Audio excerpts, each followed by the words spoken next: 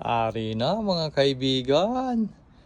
Dahil hindi tayo pumasok ngayon dahil masamang pakiramdam ng commander. Kaya gagawa tayo ng project ngayon. Ito ang ating project, ipa-project. Ito ang pinakamalupit sa lahat ng mga project na gagawin ko. Honda na ewan ko kung anong taon ito. Napulot ko lang to sa kangkungan. So di natin alam kung mapapandar natin to o hindi. Kasi maraming kulang. Kulang. Electrical niya. Hindi natin alam kung putol-putol. Ayan o, parang putol-putol. Tapos sis engine. Sis engine to mga kapatid. Mga headlight. Sis engine. So hindi pa natin alam kung may spark din siya. Tsaka kung may compression ba siya. Ito. Talagang ito yung galing sa kangkungan na project. Op! Ubo!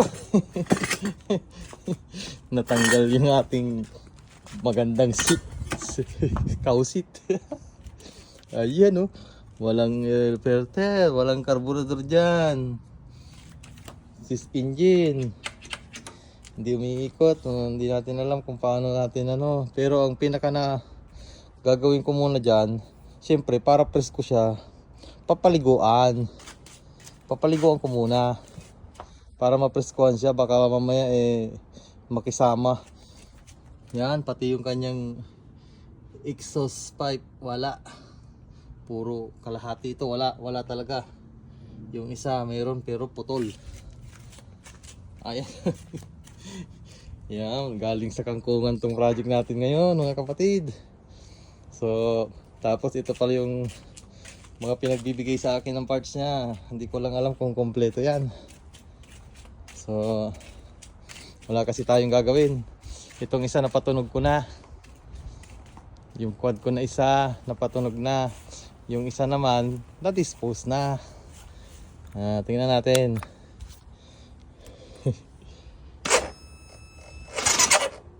Oh, yeah, sige, kaya mo yan. Yeah, sige, battery. Yun.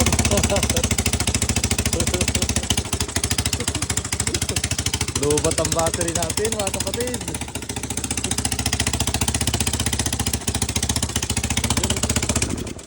Obo, malamig pa, lubat pa.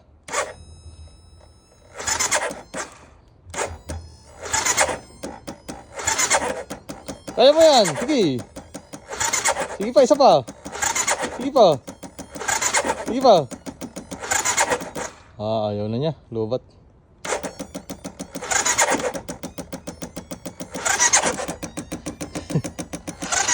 Cha-charge muna. Isa pa. Sige pa. Wala na. Lubat talaga. So